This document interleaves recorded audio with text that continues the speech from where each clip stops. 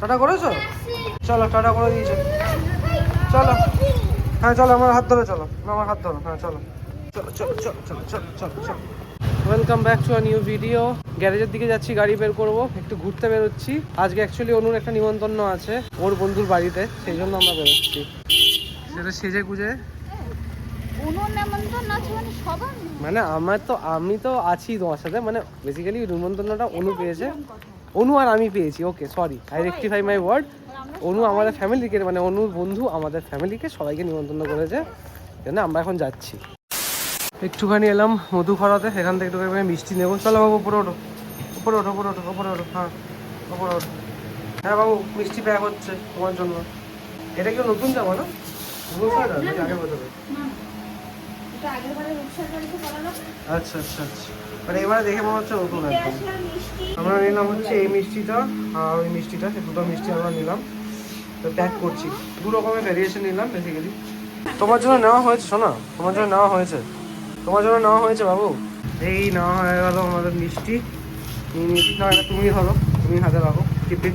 আমাকে ওকে কিপ করতে হবে, তাই জন্য এসো বাবু, তুমি আমার হাতে হাতে আসো, দাও হাত দাও। চলো, কি সমস্যা? কি না?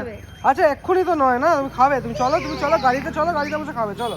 ছেলের আমার একবার মিষ্টির জেদ হয়েছে, মানে আমার ছেলে আমাকে খাওয়াতেই হবে। আলাদা করে একটা জন্য মিষ্টি নিল ওর মা, ওটা গাড়িতে উঠুক, গাড়িতে উঠে ওকে ধীরে ধীরে খাইয়ে দেবে। কিন্তু সেটা তোমার পেটে যাবে না, আলটিমেটলি যাবে তোমার ছেলের পেটে না, তোমাকে তো বুঝতে হবে। একটু কথা বলবো পরে। আমি এত মোটা একটা জ্যাকেট পরেছি, বাট আমার বাইরে বেরিয়ে রীতিমতন গরম লাগছে। আমি অ্যাকচুয়ালি এই কদিন পাতলা জ্যাকেটই পরছিলাম, বাট আজকে মনে হলো দুপুরের পর থেকে একটু বেশি ঠান্ডা লাগছিল, সেই কারণেই এই জ্যাকেটটা বের করলাম। কিন্তু আমার বেরিয়ে দেখছি বাইরে সেরকম লেভেলের ঠান্ডা নেই।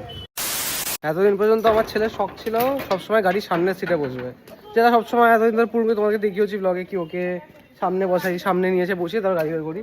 হঠাৎ করে আমার ছেলের কি জানি কি মনে হলো, আর এখন সামনে বসতে যায় না। এখন সামনে বসার কথা বললেও আবার পিছন দিকে আঙ্গুল দেখাবে, পিছনে বসবে। তাই এখন ওকে ওর নিয়ে ওর মাকে পিছনে বসতে হবে, ওই যে পিছনে বসানো চলছে। আমাদের এখন যাওয়ার হচ্ছে সুখ বৃষ্টি, মানে যেটা নিউ টাউনে আছে সাপুরজি। এবার এখানে আমি এক্স্যাক্টলি অনেক গেছিলাম সেই যখন আমার ছেলে যখন অনেকটা ছোটো ছিল। অ্যাকচুয়ালি ওটা গেছিলাম হচ্ছে দেবপ্রিয়াদের অ্যানিভার্সারি ছিল, ওই তখন গেছিলাম। তারপরে আর কোনোদিনও যাওয়া হয়ে ওঠেনি এখনো পর্যন্ত। তো একটু ম্যাপে ওই জন্য লাগিয়েই নেবো সুখ বৃষ্টি। এখান থেকে 1 ঘন্টা 9 মিনিটের, 1 ঘন্টা 11 মিনিটের দেখাচ্ছে টাইমিং। লেটস সি কত তাড়াতাড়ি পৌঁছাতে পারি। লাস্ট দিন কা লোকেশনটা পাঠিয়ে দাও আমাকে, আমি দেখছি কি করছি। আর এমন ভাবে বাইকগুলোকে এখানে দাঁড় করাবে, মানে গলি থেকে লোকে বেরোতে পারবে না।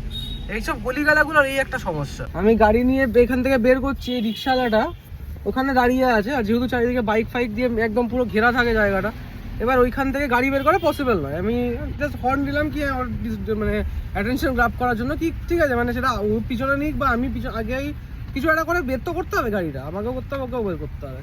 তো সে আমাকে বলছে যে আপনি আমাকে হর্ন বাজাচ্ছেন কি করতে, আমি এখান থেকে কি আপনাকে এগোতে পারবো, তাতে আপনার গাড়ি জানা না। আর আপনি বলতে কি চাইছেন, আমি কি গাড়ি বের করবো না, এখানে গাড়ি নিয়ে দাঁড়িয়ে থাকবো না? আপনি একটু পিছনে করেন, সেটা বলুন, সেটাই তো আপনার জন্যই তো আমাকে হর্নটা দেওয়া, না তো এই কারণেই হর্নটা দেওয়া আপনাকে। আপনি কিছু বলুন, আপনি টাকা গুনতে ব্যস্ত তখন।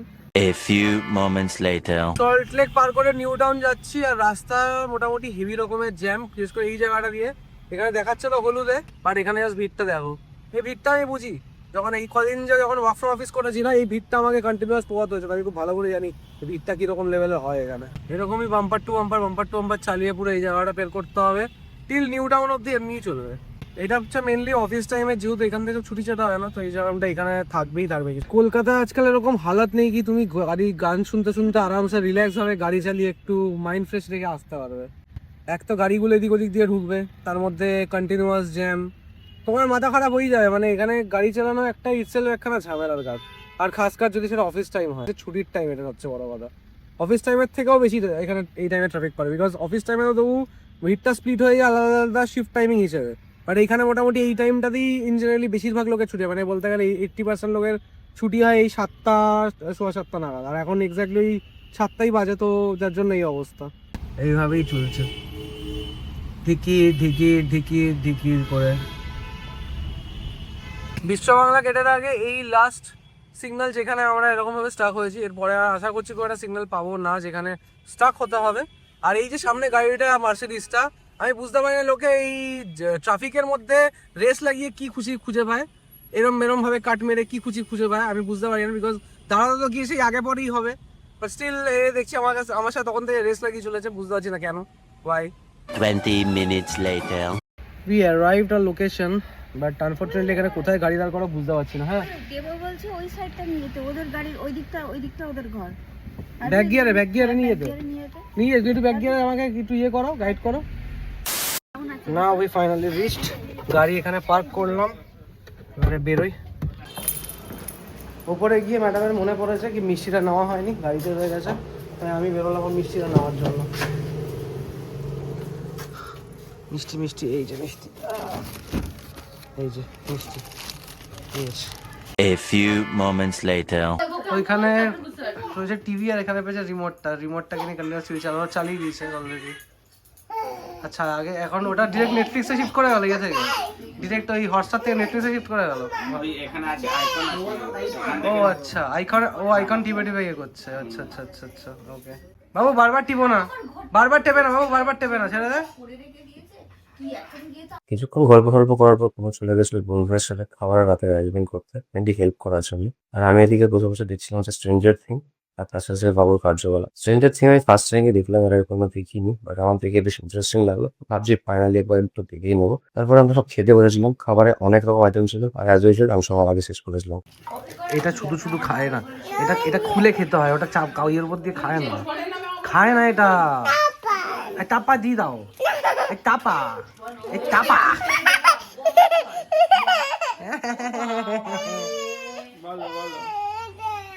আর নেবে তুই খাবি এটা খাবি না? তাহলে কেন নষ্ট করছিস এটা?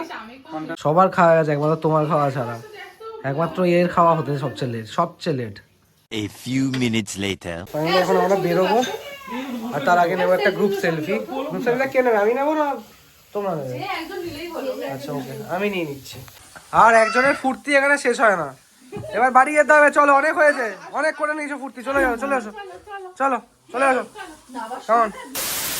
অ্যাকচুয়ালি কাফি ঠান্ডা আছে, ভেতরে বোঝা যাচ্ছিল না, আর বাইরে বেরিয়ে মনে হচ্ছে হ্যাঁ জ্যাকেটটা অ্যাকচুয়ালি দরকার পড়বে। ভেতরে মনে হচ্ছে জ্যাকেটের দরকার নেই।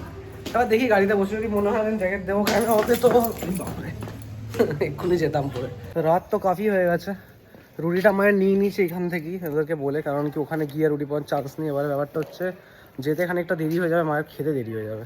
তাড়াতাড়ি করে বেরোই, দেখি রাত্রাবেলা তো রাস্তা ফাঁকাই পাবো, অ্যাজ সুন অ্যাজ পসিবল বাড়ি পৌঁছাবো। একজন ফোন নিতে ভুলে গেছে,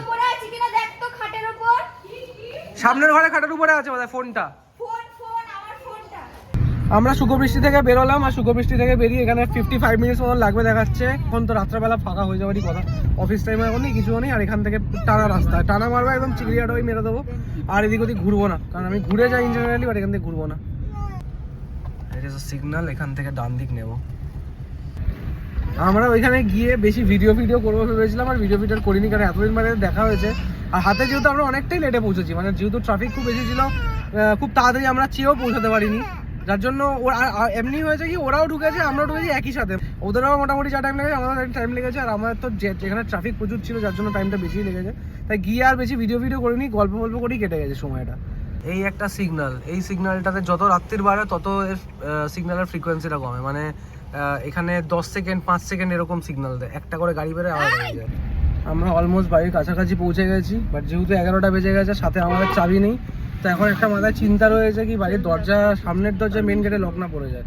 মেন গেটে লক পড়ে গেলে এবার আবার আমাকে ওই পাঁচিল টপকে উঠে তারপর চাবি নিতে যেতে হবে।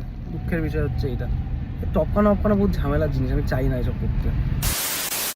যেটা ভেবেছিলাম এক্স্যাক্টলি তাই, এখানেও তালা লেগে গেছে, আর অ্যাজ ওয়েল অ্যাজ ওই গেটটা তো তালা লেগে গেছে। দেখি একবার কাউকে হাঁক মেরে। The destination is on your left. এখানে তো কেউ নেই, এরাও আই থিঙ্ক ঘুমিয়ে পড়েছে, কারণ টপকে ওঠা ছাড়া কোনো উপায় নেই। এইখানে আছে, এখান থেকে টপকে উঠবো। Meanwhile.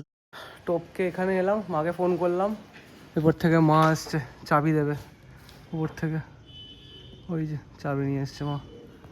দরজা খুলে ওদেরকে উপরে পাঠিয়ে দিলাম। এবার আমি যাচ্ছি গাড়ি পার্ক করার জন্য, গাড়িটা পার্ক করে আসি, 11:30 বাজে। এবার এই যে লাফ দিয়ে এদিকে যাওয়ার হ্যাবিট আমার খুব একটা নেই, আগে তো খুব ছিল, এখন আর নেই, but still I can do this stuff. চলো, গাড়িটা করে দিলাম পার্ক গ্যারেজে, এবার বাড়ির দিকে ফিরছি। আজকে ব্লগটা এখানে শেষ করছি। গুড নাইট সবাই, খুব ভালো থেকো, দেখা হবে নেক্সট ভিডিওতে। Bye bye.